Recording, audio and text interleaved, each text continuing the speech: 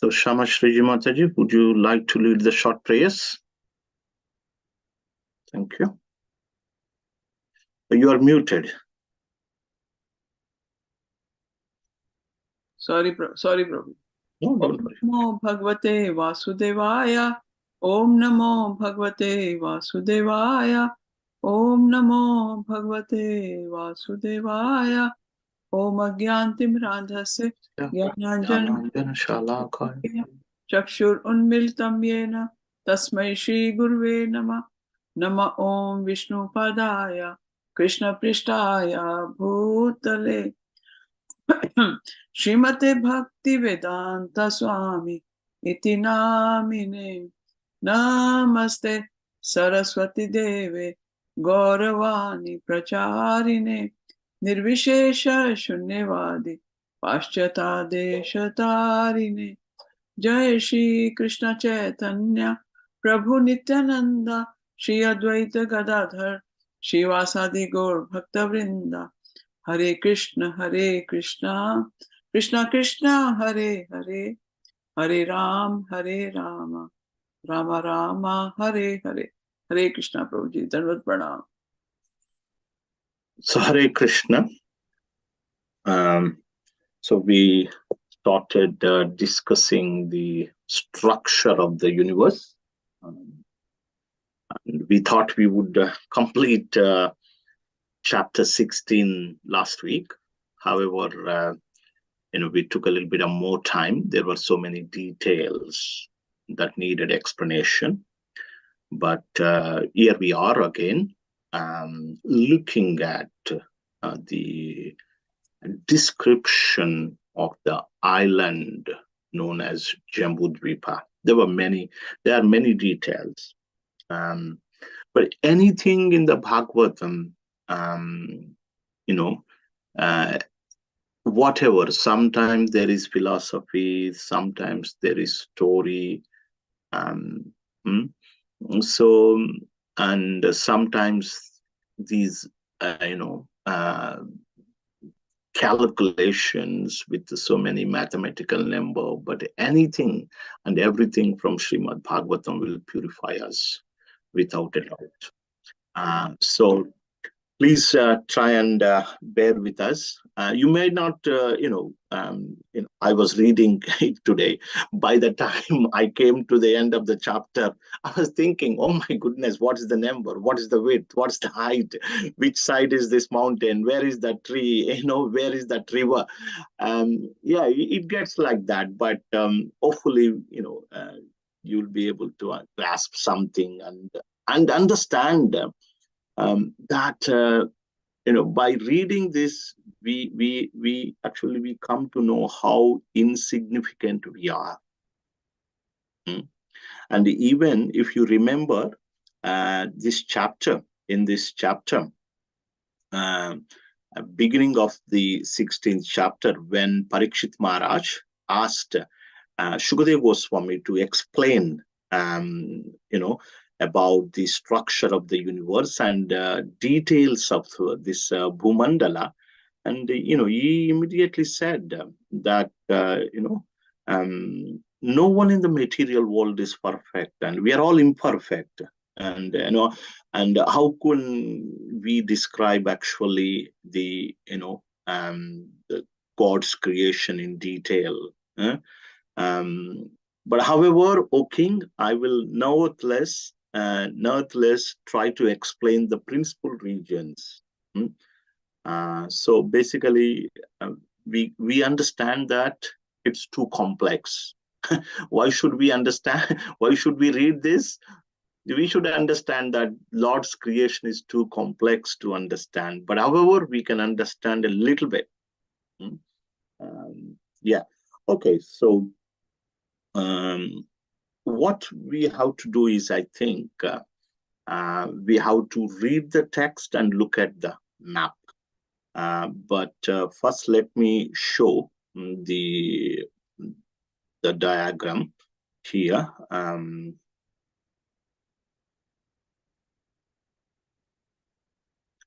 So in the last class, we have seen how the Bhumandala, it looks like a seven, looks like a lotus with 7 islands, and this is the lotus. This is it. I will write it on next. Yeah. So this Bhumandala, if you see from the top, from Brahma's planet, or from Lord Indra, heavenly planet, or Dhruvaloka, it looks like a lotus. It looks like a lotus if you see from the top. And this lotus has 7 islands with 7 oceans. Okay, and in the center of this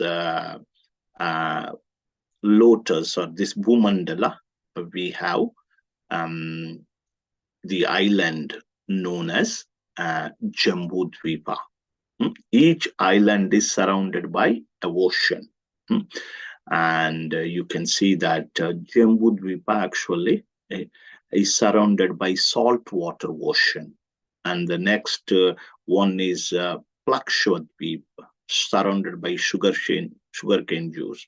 Anyway, I don't want to complicate. So the center island is known as Jambudvipa, is surrounded by saltwater ocean. And our discussion today will be focusing on that Jambudvipa. So this is the another view from the top, entire universe cross section, right? So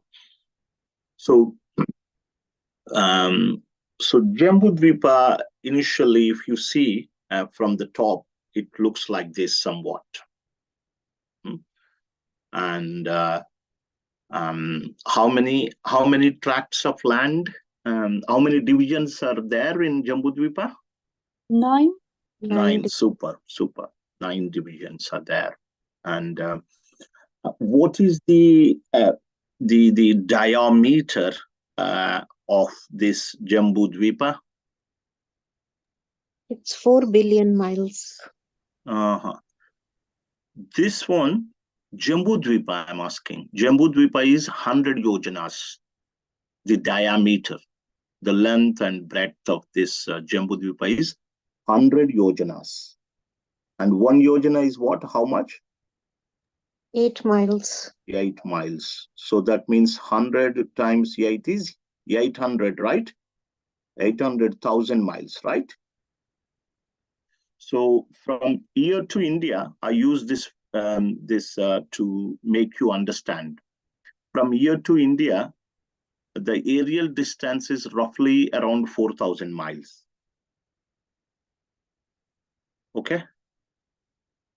And that will take how long? Nearly 10 hours of flight journey.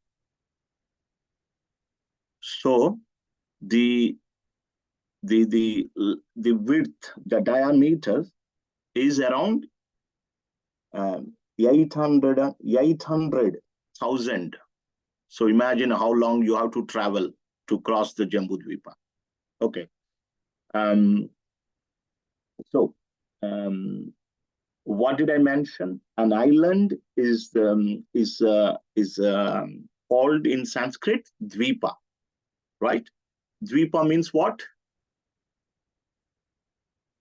It drinks water from both sides. So this is the Jambudvipa, and the surrounding ocean is saltwater ocean. And okay, there are 9 divisions that come, and in the center there is this Varsha. What is the Varsha in the center of this Jambudvipa? It's Ilavrta Varsha. Ilavrta Varsha. Varsha means a tract of land between the 2 mountains, or between a mountain and a water body. So, and in the Ilavrta Varsha, in the center, you have this huge Sumeru mountain. The length of this mountain is the same as the length of Jambudvipa. How long is this one then? 100,000. 100 yojana, 100,000 yojanas. 100,000 yojanas. 100,000 yojanas. And it is made up with solid gold. Okay, so there are three tracts of land, 3 varshas on the northern side of Ilavruta Varsha. Maybe we can see this one. This is Ilavruta Varsha in the center. We have 3 varshas, and each varsha is separated by a mountain. So there is a Ramyaka Varsha, Hiranmaya Varsha, Kuru Varsha, and the mountains are Nila, Sveta, Shrungavan. And the width of each mountain is 2,000 yojanas. And the height of each mountain is 10,000 yojanas. Yeah, don't worry about the numbers. Okay. And similarly, southern side, we have 3 varshas, Hari Varsha, Kimpurusha Varsha, Bharata Varsha. And again, each are separated by a mountain. In the center, we have 3 varshas, Ketumala, Bhadrashwan, Ilavruta Varsha. Okay. So, and this one is 16,000 yojanas underground, 84,000 yojanas on the ground. And it is like cone shape. And at the bottom, at the base, the width is 16,000 yojanas. And the peak, the summit is around 32,000 yojanas. This is pure gold. Now, so having said that, we will focus today on Ilavruta Varsha from text 11 onwards. So if somebody can read text 11, and then we will look at the picture here and understand. So who is going to read text 11? I think somebody has to open up their, okay, Anupama Radhikamate, can you open up your Bhagavatam or?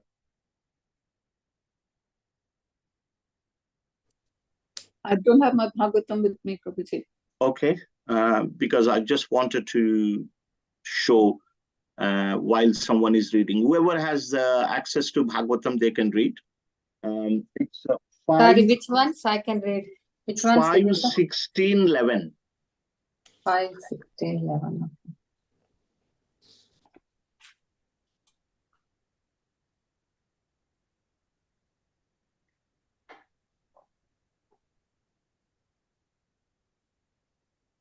Sorry, just bear with me.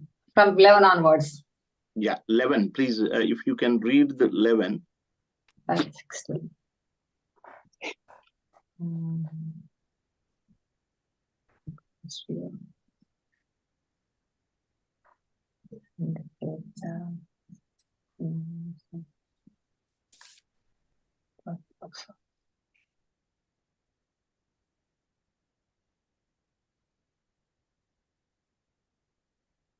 Okay, I can also. Yes, I got it.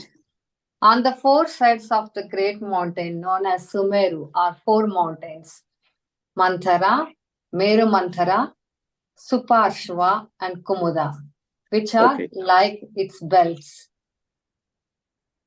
Okay. The length and height of these mountains are calculated to be 10,000 yojanas or 80,000 miles.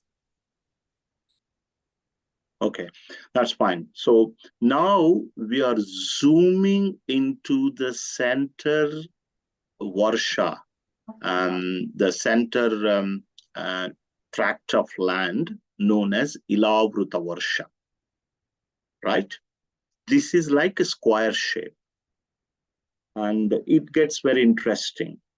So we know that initially there are 2 mountains separating this, Malyavan on the western side and Gandhamadhana on the eastern side. But if you zoom in, there are plenty of details here in the Ilavruta Varsha. So we are zooming in now, and this is in between these two mountains. Of course, this is Ilavrita There are other mountains, 4 mountains. Mandara. Anybody remembers the name of Mandara?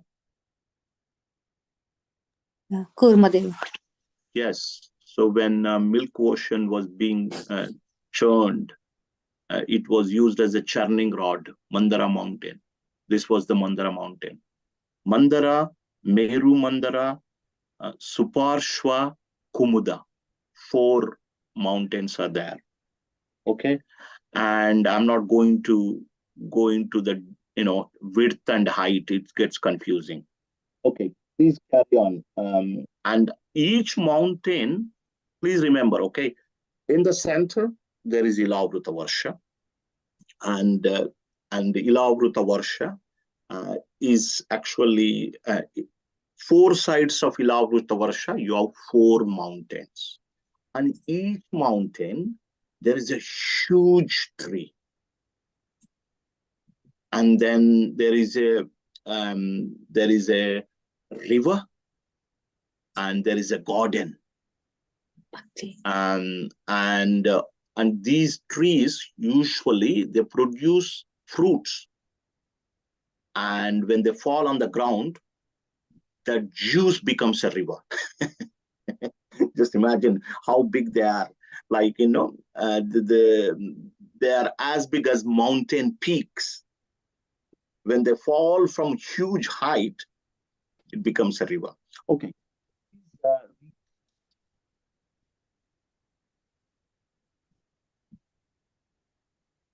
Lalita Preeti, you can read.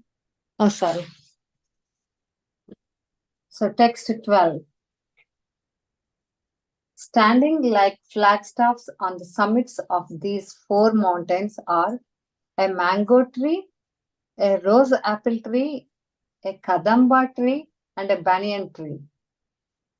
Those trees are calculated to have a width of 100 yojanas, 800 miles, and a height of 1,100 yojanas, 8,800 miles. Okay. Their branches also spread to the radius of 1,100 yojanas. The height and the branch spread is the same. Same. 1,100 yojanas. So And on the 900 yojanas. Mandara mountain, you have a tree, mango tree, right? And on Meru Mandara, this is the jambu tree we talked about. In English, they call it rose apple. And on Suparshva, you have kadamba tree. And on Kumuda, you have banyan tree. And you know how big they are. 100, the width and the heights are 100 yojanas, right? Lalita Preeti? Sorry, width is 100 yojanas. Yeah. Height is 1,100 yojanas, and the branch spread is 100 1,100. yojanas. 100 yojanas means 800 miles. 800 miles long. So, yeah, 800 miles long. So, from here to Birmingham, you have around 100 miles. So multiplied by 8 times. From here to Birmingham, the times 8. Or from here to London times maybe 2 Twice. or 3. So that's how wide that tree is. And the length is 1,100 yojanas. And the branches also, they extend 1,100 yojanas. Each of them are same size. Okay. So we talked about the 4 mountains. And on the 4 mountains, we have 4 different trees. And they are huge. Okay, please go on. Next one. Okay. Next one, 13 and 14. O Maharaj Parikshit, best of the Bharata dynasty, Between these four mountains are four huge lakes. The water of the first tastes just like milk. Okay, The so stop water. there. Please stop there. So on the Mandara, on the mountain, you have a river, and that river just tastes like a milk. Lake, isn't it? Yeah, it's a lake. Sorry, it's a lake. Yeah, it's not a river. Yeah, it's a lake. Yeah. Okay, that tastes like milk. And on Meru Mandara, you have another lake which tastes like honey. Okay. It's water only, isn't it? Not, it's honey. It tastes like, but is it total honey or tastes like honey? It tastes like honey. So it's water, but tastes like honey. What do they say? The water of the second like honey. Water tasting like honey. Yeah, water tasting like honey. And the on Suparshva, you have water tasting like sugarcane juice. And on Kumuda mountain, there is a lake which is a pure water. Okay. So we completed the trees, and then now we completed the lakes on each mountain. And now we will be talking about the fruits or the gardens. Carry on. Okay. Okay, finish the thing. The water of the first tastes like milk. The second like honey. The third is sugarcane juice. The fourth lake is filled with pure water. Pure water. The celestial beings such as Siddhas, Charanas, and Gandharvas, who are also known as demigods, enjoy the facilities of those four lakes like a holiday. Yeah. Consequently, they have the natural perfections of mystic yoga, such as the power to become smaller than the smallest or greater than the greatest. There are also four celestial gardens named Nandana. Okay, so on this one, there is Nandana garden. In the heaven, of course, this is also earthly heaven. There is another heaven, of course, we know. And that's where Lord Indra lives. Of course, that is also Nandana garden. So, but here also you have a wonderful garden, Nandana. And then Chaitra Ratha. Here, Chaitra Ratha. Chaitra Ratha, Nandana. Chaitra Ratha. Chaitra Ratha here. Vaibrajaka. Sarvato Bhadra. Sarvato Bhadra here. So there are gardens on each mountains. See, this huge tree followed by wonderful lake, and then you have a beautiful garden. Okay, please move on. Text 15. No. The best of the demigods enjoy in those gardens their wives while their glories are sung by lesser demigods. So this is a holiday spot for the demigods. They just, whenever they want to go somewhere and enjoy, they come here. Text 16 and 17. Yeah. 16. On the lower slopes of Mandara mountains. On the lower slope of Mandara mountain is a mango tree named Devachuta. Yeah, so this mango trees, it has got a name.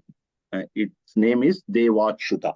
Devachuta. Chuta means mango. Yeah, Devachuta. Chuta Pastram. Oh, Chuta is mango? Okay, thank you. Okay. It is 1,100 yojanas high. So we just talked about this. The height is 1,100 yojanas. Mangoes as big as mountain peaks and as sweet as nectar fall from the top of this tree for the enjoyment of the denizens of the heaven. Wow. Yeah. 1,100 yojanas means how many miles? 8,800 miles. So that means from here to the distance from here to India times 2. Roughly 2 times the distance from here to India. So that's how high they are. Yeah. and the mango size is mountain peak. Yes. And yeah, they fall from that, from that height. See, the mountain itself is quite high. On top of that, this tree has got, is 8,800 miles. And when they fall, it becomes a river. The juice becomes mixes with other scents, and I'll it read becomes. out. You read, okay. When all those solid fruits fall from such a height, they break, and the sweet, fragrant juice within them flows out and becomes increasingly more fragrant as it mixes with other scents. That juice cascades from the mountain in waterfalls and become a river called Arunoda, Yeah. which So flows this is pleasantly through the eastern side of Ilavruta.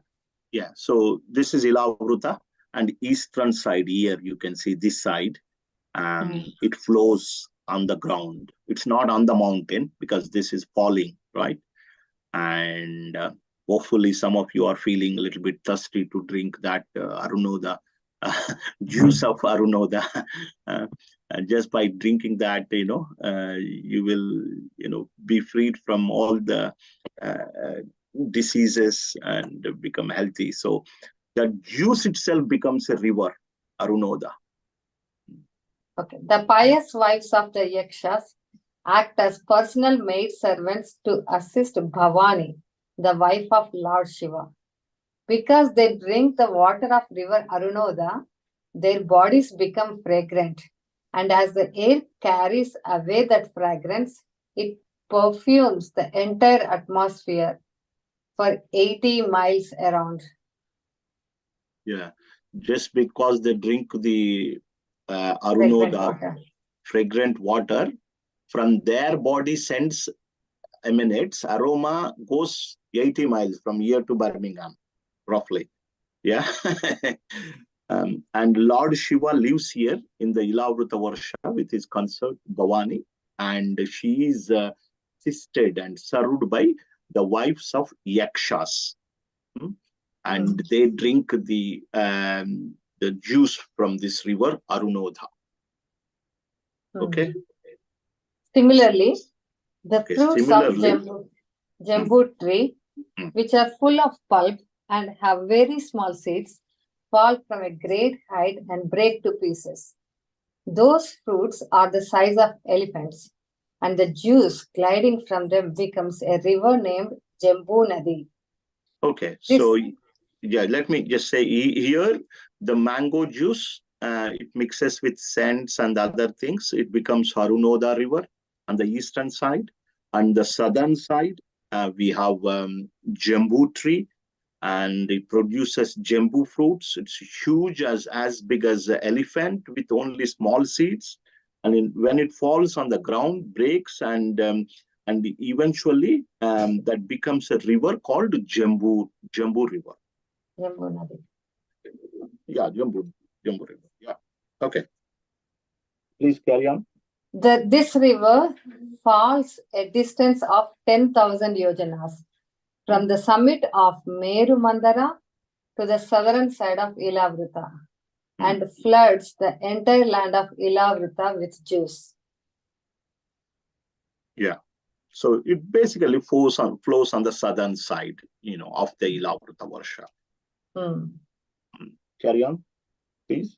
The mud on both banks of river Jambu Nadi, being moistened by the flowing juice and then dried by the air and sunshine, produces huge quantities of gold called Jambu Nada. The denizens of heaven use this gold for various kinds of ornaments. Therefore, all the inhabitants of heavenly planets and their youthful wives are fully decorated with golden helmets, bangles, and belts, and thus they enjoy life. There you go. If you want to get some gold, you know where to go. You can also experiment, maybe, this jambu tree, juice of jambu tree mixed with mud. Probably try that out. when it touches the ground and it gets dried by the air, it produces huge quantity of gold. And they were here we have plastic everywhere, and there you can see the gold everywhere. So that is Jambu Natha. And everybody gets decorated with these golden ornaments. Okay, let's move on to the western side. On the side of Suparshva mountain stands a big tree called Mahakadamba. This is which Kadamba is, tree. Okay, which this is very mango celebrated. tree. Sorry, mango tree, Jambu tree, and Kadamba. Jambu tree is called rose apple in English, and this is a Kadamba tree. Kadamba, there is no English equivalent name, but in India, like recently we went to Mayapur, we had seen several Kadamba trees. And by the way, their width and height is all the same. Width is 80 miles, and the height is 800 miles. Sorry, 800 miles, and the height is 8,800 yojanas, 8,800. Okay. So now, So on the side of Suparshva mountain stands a big tree called Mahakadamba, which is very celebrated. From the hollows of this tree flow 5 rivers of honey, each about 5 vyamas wide. one vyama is 12 meters. 12 meters. So again, let me explain 60. because here we get Arunoda river from the mango, and from Jambu tree we get to Jambu Nadi, Jambu river, Jambu juice, and here this Kadamba tree, from the hollows of this tree, so 5 rivers of honey, 5 rivers of honey, each having a width of 12 meter wide, spread over all over the Ilavruta Varsha. No, 12 times 5. 5 yamas. 12 times 5. Yeah, 12 times 5. Yeah, 5 streams, right? 5 rivers, each width of 12 meters. And this side, the western side, it floods over. So basically, river of honey, rivers of honey. And the denizens, they drink this, and the air carrying the scent from the mouth of those who drink this honey goes around 100 yojanas, 800 miles scent that comes from the person who drinks this honey. Okay, so that's about western side. Let's move on here on the Kumuda mountain. So similarly, on Kumuda mountain, there is a great banyan tree, which is called Shetavalsha, because it has 100 main branches. From those branches come many roots, from which many rivers are flowing. These rivers flow down from the top of the mountain to the northern side of Ilavruta Varsha for the benefit of those who live there. Because of these flowing rivers, all the people have ample supplies of milk, yogurt, honey, clarified butter, ghee, molasses, food grains, clothes, bedding, sitting places, and ornaments. All the objects they desire are sufficiently supplied for their prosperity, and therefore they are very happy. So here, this supplies, the river is, it's consists of milk, yogurt, etc. From the rivers, from the tree roots supply all necessities as desired by the residents. So milk, yogurt, etc. will come from this tree, the roots of this tree, and flows all over the southern side of the Ilavruta Varsha. I have got a table which I will post it in the mentorship in the Sangha group. You know, uh, about about the various basically description of the Silavruta Varsha. What is the name of the mountain, name of the tree, and the garden name, like that. All that I will post it in the group. Okay, so please move forward. The residents of the material world who enjoy the products of these flowing rivers have no wrinkles on their bodies and no gray hair. They never feel fatigue, and perspiration does not give their bodies a bad odor.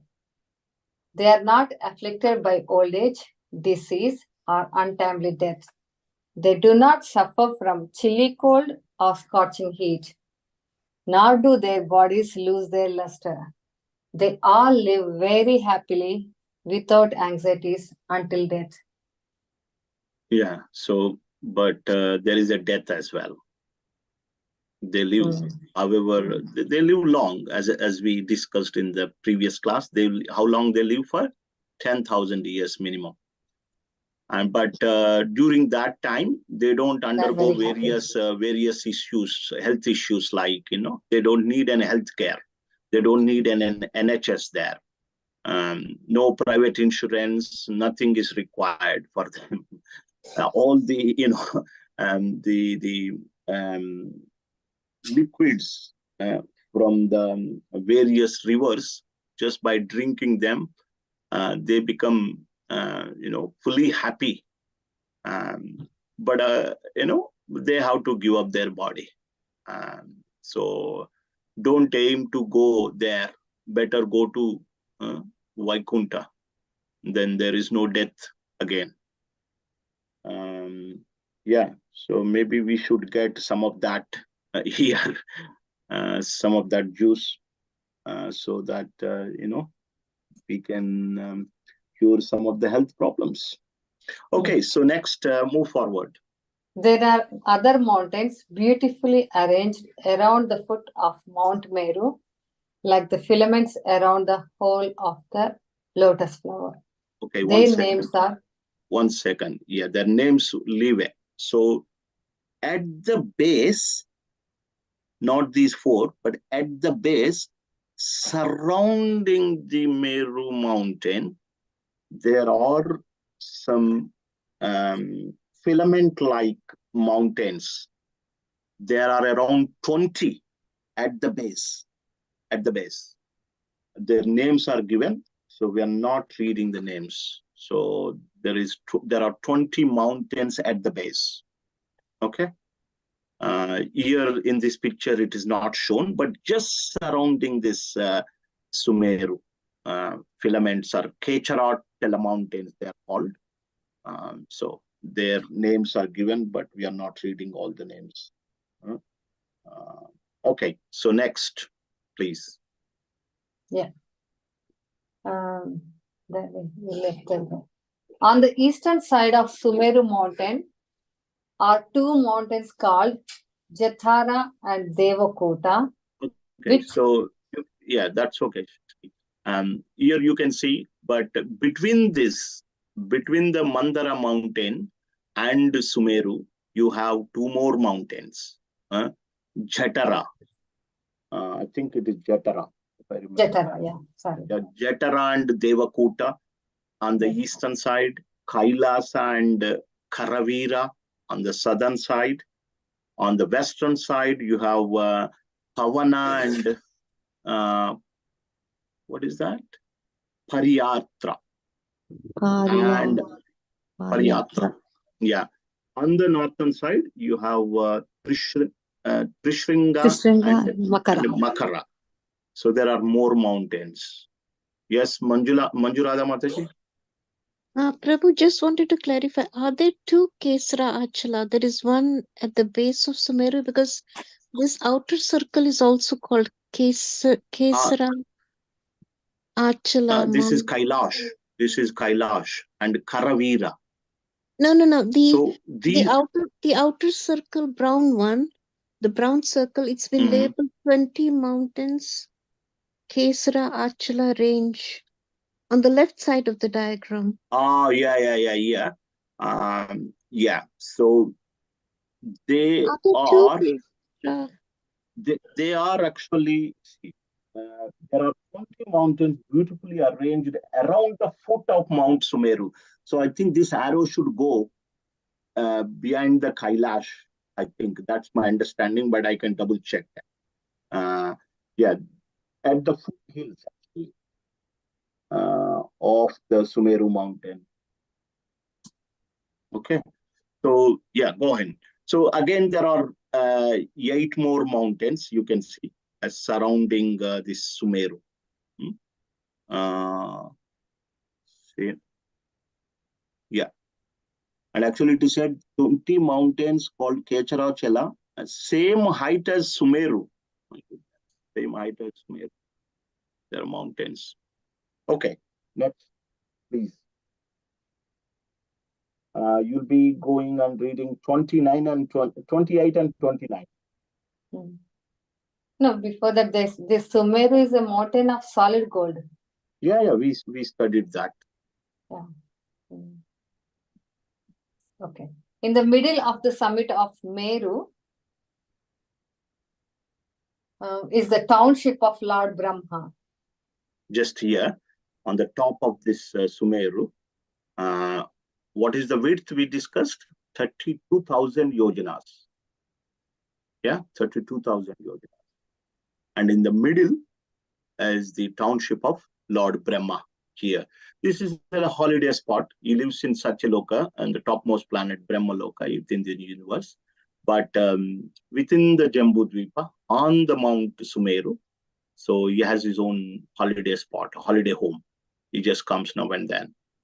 Yes, go ahead, please.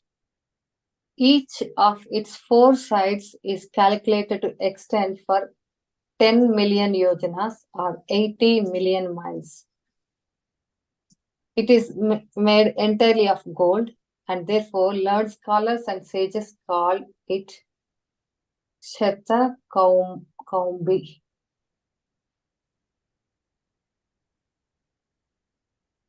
Shall I read the next one? Yeah. So basically, maybe we can just show this picture. And this is the on the top of on the summit of Mount Sumeru. And this is the diameter is 32,000 yojanas. In the center, Brahma has his own township, which is called Manovati, and then 4 directions. On the eastern side, Indra, Amaravati. On the western side, you have Varuna, Shraddhavati. And on the southern side, Lord Yamas, Samyamani. And on the northern side, Kuvera, Mahodaya. So that's the township. And in between the sides, 4 corners also, you have townships for Vayu, wind god. And there is another god called Nirutti, and Agni, fire god. And Lord Shiva also has his own spot there on the top of this Mount Meru. What are the names underneath Indra? Oh, the township. Okay. Township name. Amravati. It's the name, Okay. like, you sometimes you call it, your house. Yes, You can say yeah. our Shama Sriji Mataji named, what is this? Radha Kunj? Radha Kunj, like that. So they got a name, residence names there. Okay. Is that it or anything else, Lalita Preeti? Just the surrounding Brahmapuri in all directions are the residences of 8 principal governors. Yeah, we have seen that. I've summarized that. In a picture, These it boards becomes are easy. similar to Brahmapuri, but 1/4 in size. That's all. Okay, definitely the Brahmapuri, the Lord Brahma's township is bigger than these residences. Manjurada Mataji? Prabhu, who are Nirti? It is one of the demigod controlling the directions, I think. Maybe we can Google and find. Okay, thank you, Prabhu. Okay.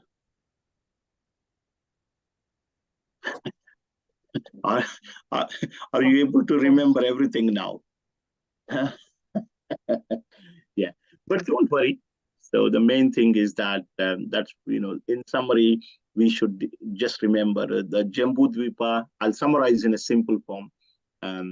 So the entire Bhumandala looks like a lotus, and having 8 islands, and separated by 8 oceans. It looks like a lotus from the top view. And in the center of this Bhumandala is island known as Jambudvipa. This Jambudvipa um, as 9 divisions. And so in the center, we have 3 divisions, and in the center of that island is actually Ilavrita Varsha. There are 3 divisions on the top, and northern side 3 on the bottom. Okay.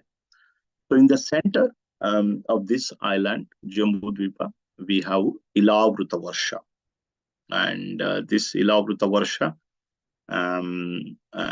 in the center of this Ilavrita Varsha, you have Mount Sumeru, which is 800,000 yojanas long height. Yeah. And so it's like a cone shape. That's what you remember. Okay. And then there is further description about this Ilavrita Varsha.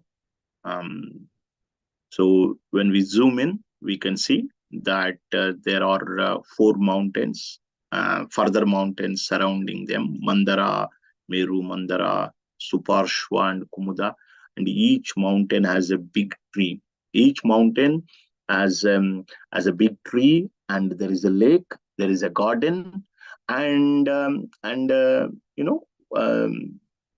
from the fruits or fruits of these trees will give a river. So here we have mango tree becomes mango fruits produces Arunoda river, Jambu tree, and it's Jambu Nadi, Jambu river, and it produces solid gold when mixes with the mud. And here you can see there is from the hollows of this Kadamba tree, honey honey flows all around. Here from the base of this banyan tree, you see milk, yogurt, etc. There are lakes, pure water lake, milk. The water of these lakes taste like milk. On the Mandara mountain, on the Meru Mandara, you have water tasting like honey. Here on the Suparshva, you have water tasting like sugarcane, and you have pure water. Various gardens are there. The demigods, they come and have very good time here. And just by drinking the waters of these lakes and the juices of the rivers, they become anxiety free basically. These acts as anxiolytics. No wrinkles, no disease. As I said, no health insurance is required. They live until death happily without any problems. There are no wrinkles. They don't have bad odor of their perspiration. No anti-deodorant is required there.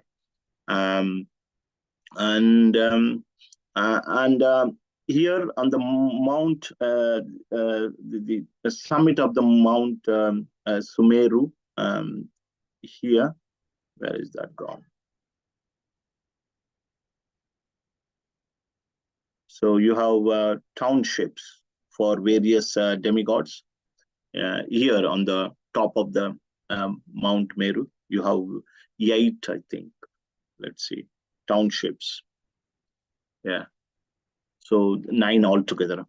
In the center, we have township for Brahma and other various demigods surrounding on the corners. Surrounding Brahmapuri, they have their own townships there. So this is what been described in the 16th chapter. So we will discuss more about the structure of other islands later. But with that, we will stop there. If anybody has any comments or any questions, please let us know. But don't try to remember everything. Anyway, it's too difficult. But just try to understand that, how the arrangements are given in the universe by the Lord. Lord's creation is so great. And so we don't have access to it, but we can appreciate it. So next one is the descent of river Ganges. It's slightly different from this one. How it falls on Mount Meru and then spreads all over Jambudvipa. We will see that in the class. Next Thursday, we don't have a session because it's the disappearance day of Srila Prabhupada. So we have a program in the temple. So there is no session on the Thursday, 16th of November. Please kindly make a note of it. Okay, Hare Krishna. We'll stop there. Thank you very much. Srila Prabhupada ki jai. Srimad Bhagavatam ki jai. Nitai Gaura Premanand. Hari Hari Bol.